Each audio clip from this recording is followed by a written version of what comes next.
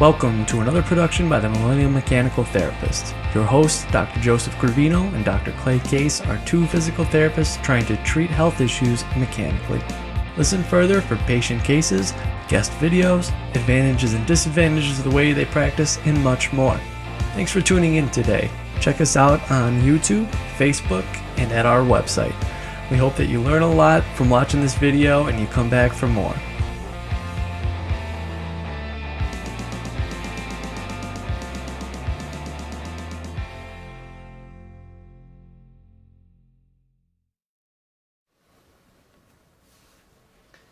Hey everybody, welcome to another episode here. I am the Millennial Mechanical Therapist. Today I want to talk about a really cool shoulder case that I had the other day. I had a CNA come in that works at a local nursing home.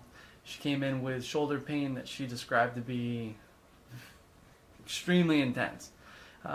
When asked, she said very typical. She was like 9 out of 10 pain, that kind of thing.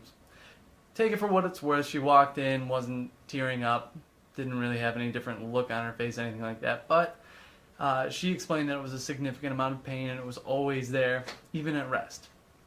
So as we go through, I put her through a mechanical evaluation because that's the way that makes the most sense for me. So I didn't do too much pathoanatomically looking at her history and things like that.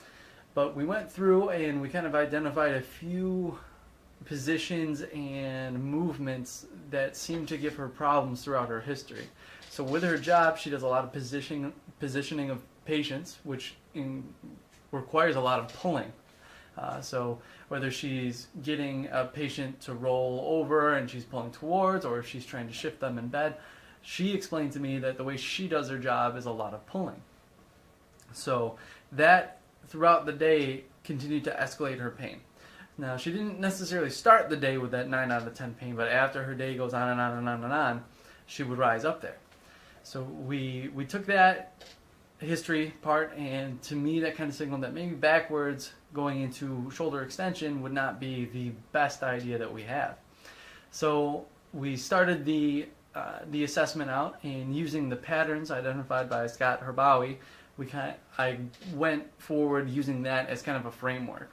So she had minimal loss of elevation in either plane, whether it was flexion, scaption, or abduction, and she had a little bit of loss into extension and internal rotation.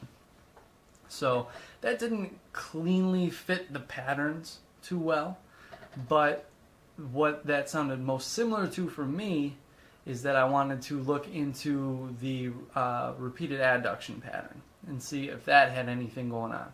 So the first day, that was my initial movement that I started with, and we went through that, and she was getting a little bit better, but nothing super convincing. Her mechanics changed very minimally. She had that end range pain still, but the one thing that did stand out is initially, before any of the testing, we tried out her mechanical, her strength out to the side for external rotation and internal rotation. And I usually just do an isometric brake test with that. I don't get too fancy. Both of those were weak and painful for her. Now after the repeated adduction, she was strong and painless doing either of those strength tests again. So taking that in the minimal gains and symptoms that we got with it, I sent her home with it and I said, keep doing these, do a bunch of them, let's see if we get anything more out of it. Now I recently have taken the Advanced Extremities course, and I took it with Dave Oliver, and he stated that a lot of times at these really multiplanar joints, the hip and the shoulder specifically, it's hard to find the movement that helps people. Sometimes you knock it out of the park and a motion really just completely abolishes their problem.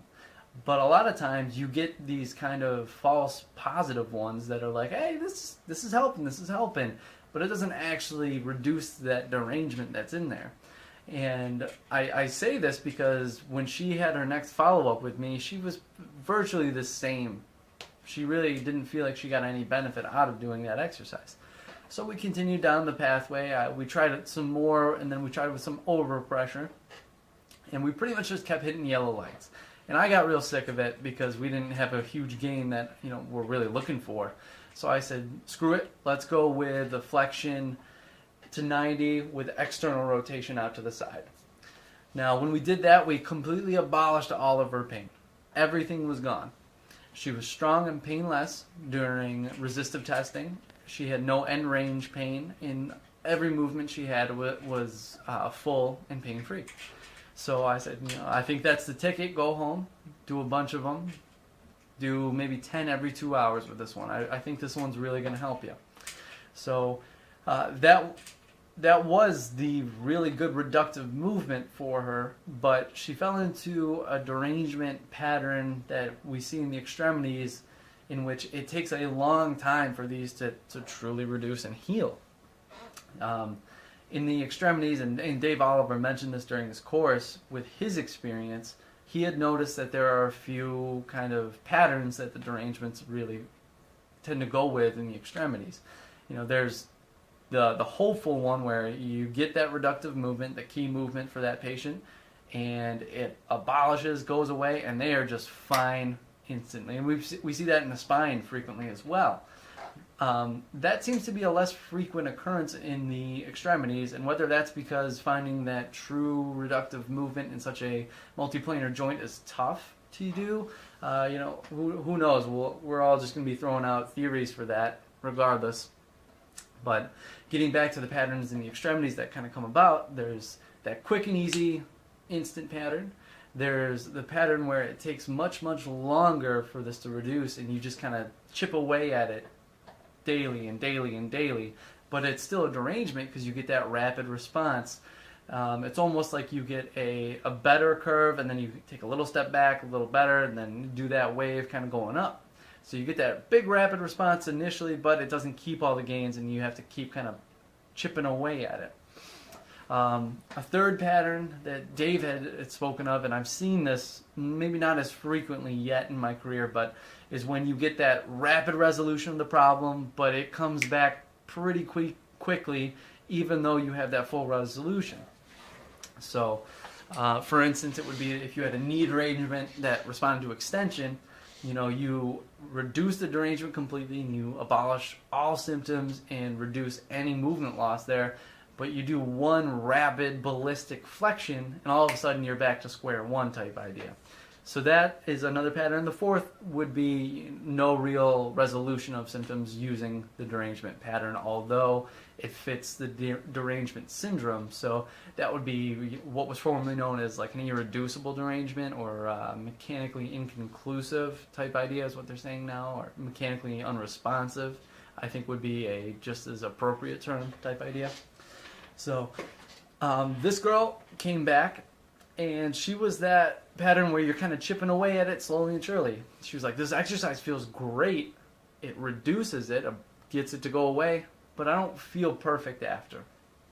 I said, okay, let's take a look at everything. And, she had improvements every day that I was with her. We saw her for maybe about 8 visits, I think it was, until discharge, over a period of about 6 weeks. And each time we took a look, it was still the reductive movement, and regardless of how much I played with it and tried changing it, we experimented with adduction from that position, horizontal adduction that is, and we experimented with horizontal abduction as well. And none of those really came out to be better than just straight on. So I said, keep it simple, keep doing what you're doing. Now, happenstance, I ran into her the other day, and she said, I'm doing great. That exercise, if I ever have a problem anymore, is what I do, but honestly, I've been picking up more hours at work. I'm doing overtime, and I don't have this pain anymore. This is great. So I want to alert you guys to that. You really got to do some serious detective work in the extremities, especially the shoulder and the hip, because that can be a real different ball game. I mean, things are completely different there. There's so many different directions you can move, so many little nuances you can use. And you really owe it to your patient to make sure you do that before you go, I can't help you, you should get a shot. I can't help you, you should get this, that, anything like that. And the important thing is when you assess them mechanically, you're looking for that quick change to key you into this is the right way to go. Or on the other side, the quick change in the other direction where this is getting worse and go, oh, maybe I have to go the complete opposite direction from that. And that's kind of alluded to in the shoulder patterns by Scott Harbawi. If you worsen with extension and internal rotation repeatedly, then you go to flexion and external rotation. Now, I actually tried that with this girl, and she did worsen with extension and internal rotation. That was one of the directions that we tried playing with a little bit to see if we could get just any other different reduction going. But we did that and actually reduced her mechanics and made her weak and painful with resistive testing. So take that for what it's worth. Then tomorrow or Monday, if you go into the clinic, check it out. Try some wacky shoulder movements, guys. As always, follow us on Facebook, YouTube. Let us know on our website. Give us some comments and some feedback. Let us know what you're thinking. Let us know if you found a crazy shoulder movement that works. I know Joe's got a couple. He's done some really weird stuff. Ask him about it sometime online. Thanks for tuning in, guys. Wait till next week. We'll have some more cases coming out, some more ideas. And as always, make sure you move your patients early, you move them often, and move them especially to end range.